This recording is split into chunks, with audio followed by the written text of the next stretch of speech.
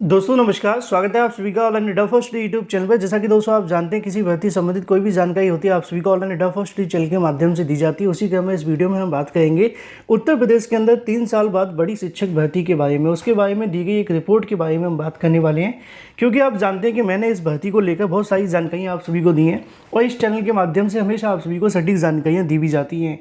पिछले 2-3 दिन पहले मैंने आप सभी के लिए एक वीडियो बनाकर बताया था कि उत्तर प्रदेश के अंदर 77,900 के समथिंग नए पद सृजित हुए हैं।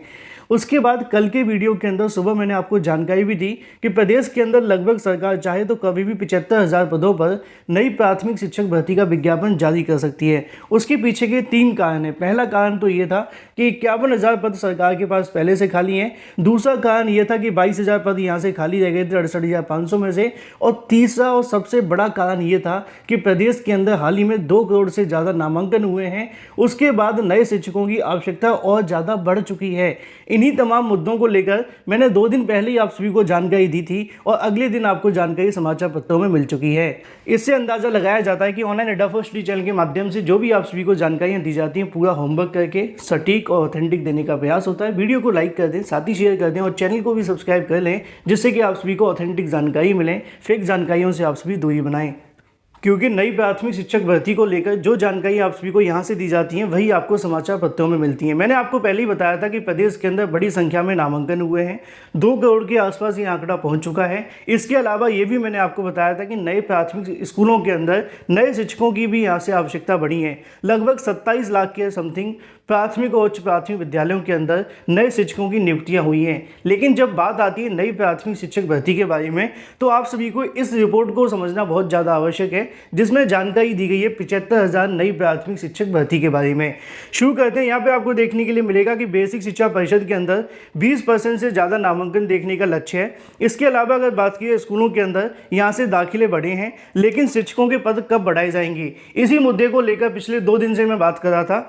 नीचे लिखा हुआ है कि बेसिक शिक्षा विभाग के अंदर 1.5 लाख स्कूलों की अगर बात की जाए, तो प्राथमिक और उच्च प्राथमिक स्कूल चलो अभियान को चलाकर छात्र छात्राओं की संख्या तो बढ़ाई जा रही है, लेकिन सबसे अहम सवाल ये है कि इन बच्चों को पढ़ाने के लिए शिक्षक कहाँ से आएंगे। क्योंकि मैंने भी आपको कहा था कि जब तक हमारे पास शिक्षक नहीं होंगे तो पढ़ाएंगे कैसे, क्योंकि सिर्फ नामांकन बढ़ाने से कुछ नहीं होगा। जब तक यहाँ पर गुणवत्तापूर्ण शिक्षा नहीं मिलेगी किसी को, तो वो छात्र यहाँ से आगे कंटिन्यू कैसे करेंगे। नीचे लिखा हुआ है कि संख्या कब बढ़ेगी। निःशुल्क एवं अनिवार्य बाल शिक्षा का अधिकार आरटीई अधिनियम के मुताबिक प्राथमिक स्कूलों के अंदर 30 बच्चों पर, उच्च प्राथमिक के अंदर 35 बच्चों पर एक शिक्षक होना अनिवार्य है। यही नहीं, उच्च प्राथमिक स्कूलों की अगर बात की जाए, विज्ञान, गणित, भाषा, सामाजिक विज्ञान के विषयों को एक होना शिक्षक अनिवार्य है, लेकिन इन मानकों का पालन नहीं हो पा रहा है। पिछले अगर 3.5 साल की बात की जाए, तो प्राथमिक स्कूलों के अंदर शिक्षक भर्ती को लेकर प्रक्रिया शुरू नहीं हो सकी है। ये स्थिति तब है जब प्रदेश के अंदर 2 साल पहले सुप्रीम कोर्ट में स्वयं स्वीकार किया गया था कि हमारे पास 51,112 पद खाली हैं, जिसके बारे में समय समय पर जानकारी मैंने आप सभी को दी भी है कि सरकार खुद बताती है सुप्रीम कोर्ट के अंदर कि हमारे पास 51,000 पद खाली हैं। लेकिन 2 साल बीत जाने के बाद सरकार इस एफिडेविट को ही भूल चुकी है। सरकार ने बीच में एक जुमला दिया था 70,000 शिक्षक भर्ती को लेकर, लेकिन उसको लेकर भी सरकार मुकर गई। नीचे आपके सामने लिखा हुआ है कि परिषदीय विद्यालयों की अगर बात की जाए, तो 12,000 से ज़्यादा सेवानिवृत्त आपको देखने के लिए मिलते हैं। सिर्फ इन्हीं पदों को जोड़ दिया जाए तो यहाँ पे लिखा हुआ है कि शिक्षकों की कम से कम 75,000 के आसपास जो पद हैं वो खाली हैं। और ये जो आपके सभी के सामने रिपोर्ट दर्ज की जा रही है वो ये है कि भाई 51,000 पद तो 2 साल पहले खाली थे। हर साल 12,000 यहाँ से शिक्षक रिटायर हो जाते हैं। 2 साल का आंकड़ा लगभग 20,000 मान के चलिए, तो ये हो जाता है आपके सामने 75,000। लेकिन इसके अलावा 2-3 चीज़ें आप सभी को और संज्ञान में लेने की आवश्यकता है। पहली चीज़ ये है कि 68,500 की 22,000 सीटें खाली हैं। तीसरी चीज़ आप सभी के सामने ये भी देखने के लिए मिल जाती है कि हाल ही में जो नामांकन बढ़े हैं, उस नामांकन के लिए भी यहाँ पे पर्याप्त संख्या में हमारे पास शिक्षक होने मौजूद चाहिए। लेकिन सरकार कहीं ना कहीं उन शिक्षकों को बढ़ाने की बजाय इस प्रकार की कहीं ना कहीं जानकारियाँ सोशल मीडिया पर डाली जाती हैं कि शिक्षकों के पद सृजित किए जाएंगे, कमेटी बनाई जाएगी, भर्तियों के लिए यहाँ से विशेष रूप से अभियान चलाए जाएंगे।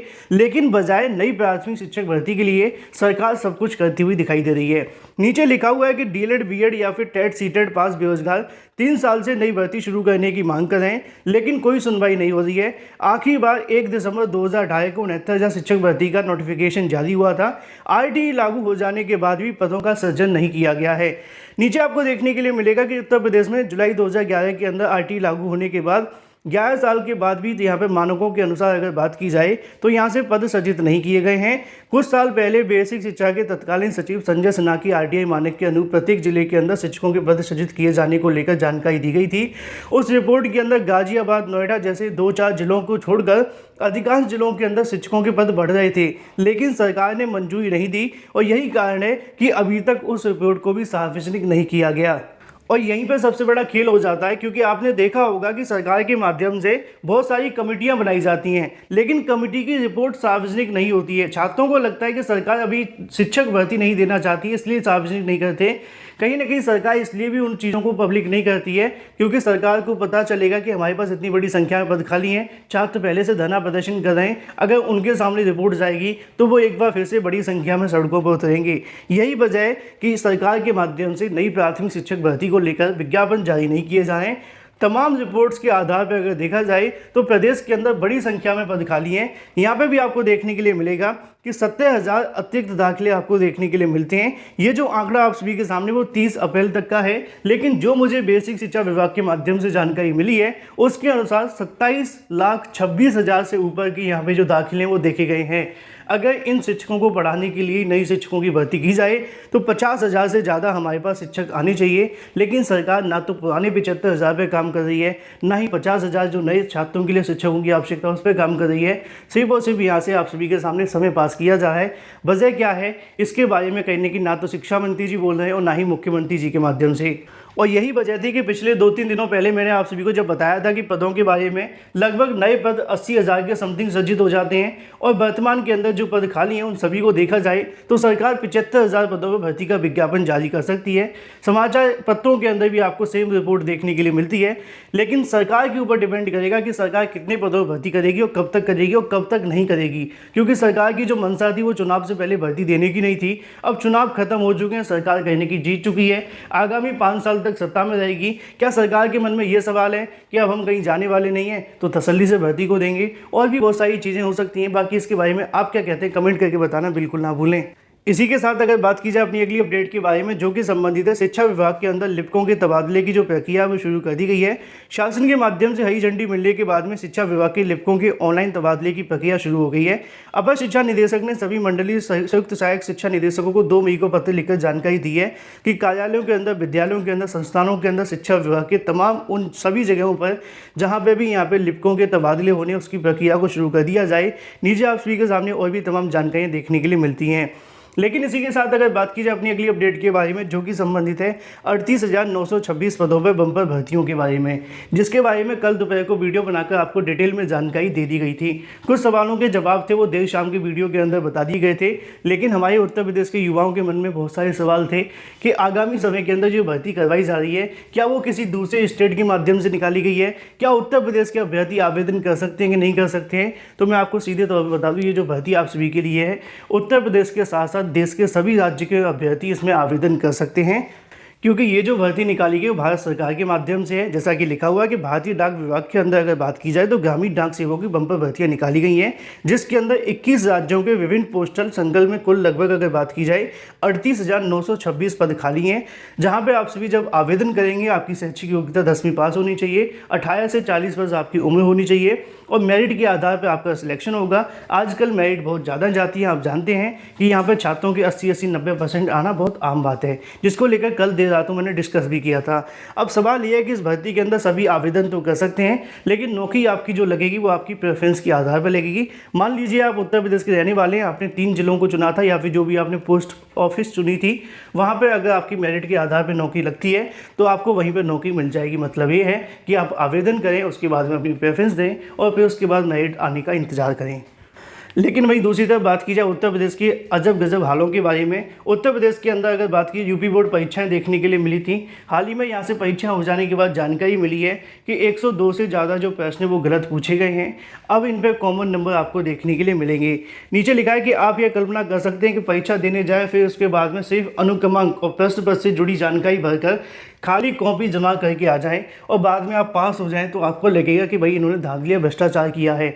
धांधली और भ्रष्टाचार सिर्फ ऐसे ही नहीं होते हैं, इसके दूसरे रास्ते भी अब खुल चुके हैं। दूसरा रास्ता ये है कि पेपर के अंदर गलत क्वेश्चन पूछ लिए जाएँ, गलत क्वेश्चनों पर कॉमन नंबर दे दिए जाएँ, उसके बाद में आपके 60 से 65% नंबर ऐसे ही बन जाएंगे।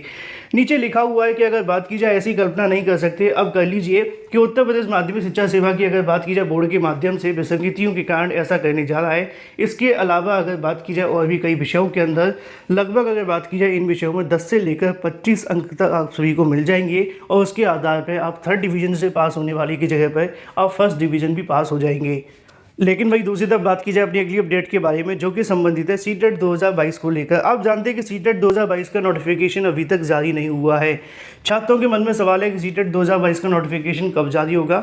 हाल ही में सीबीएसई के माध्यम से इसका जब नोटिफिकेशन जारी हुआ था तो पेपर हो जाने के बाद परिणाम के अंदर बहुत सारी गलतियां देखने के लिए मिली थी। उसकी वजह ये थी कि पहली बार ऑनलाइन परीक्षा करवाई गई थी। अब सीबीएसई के माध्यम से इस मुद्दे को लेकर विचार किया जा रहा है कि इस परीक्षा को ऑनलाइन करवाया जाए या फिर ऑफलाइन करवाया जाए। हालांकि बहुत सारे छात्रों ने सीबीएसई को जाकर ज्ञापन सौंपे हैं और इस संबंध में मांग की है कि सीटेट की जो परीक्षा है वो ऑफलाइन ही होनी चाहिए, क्योंकि इतनी बड़ी संख्या के अंदर जो परीक्षा होती हैं तो एक एक डेढ़ महीने तक परीक्षाएं चलती रहती हैं। लेकिन जब ऑफलाइन परीक्षा होती है तो एक दिन के अंदर परीक्षा हो जाती है और उसके बाद में 1 महीने के अंदर आपका परिणाम भी आ जाता है, बजाय यहाँ पे 1.5 महीने तक परीक्षाएं करवाई जाती हैं। फिर उसके बाद में 1-2 दिन सर्वर खराब हो जाते हैं और भी तमाम गलत चीज़ें देखने के लिए मिलती हैं। पेपर के अंदर गलत क्वेश्चन पूछे जाते हैं, भाषा के अंदर गलतियाँ हो जाती हैं। इन तमाम चीज़ों से बचने के लिए एक बार फिर से मांग की गई है कि सीटेट की परीक्षा ऑफलाइन होनी चाहिए। बाकी आप लोग क्या चाहते हैं कमेंट करके अवश्य बताएं। सीबीएसई के माध्यम से अभी इस मुद्दे को लेकर कोई अंतिम फैसला नहीं लिया गया है। जब तक अंतिम फैसला नहीं हो जाता तब तक सीटेट 2022 का नोटिफिकेशन जारी नहीं होगा। वीडियो को लाइक कर दें, साथ ही शेयर कर दें और चैनल को सब्सक्राइब करना बिल्कुल ना भूलें।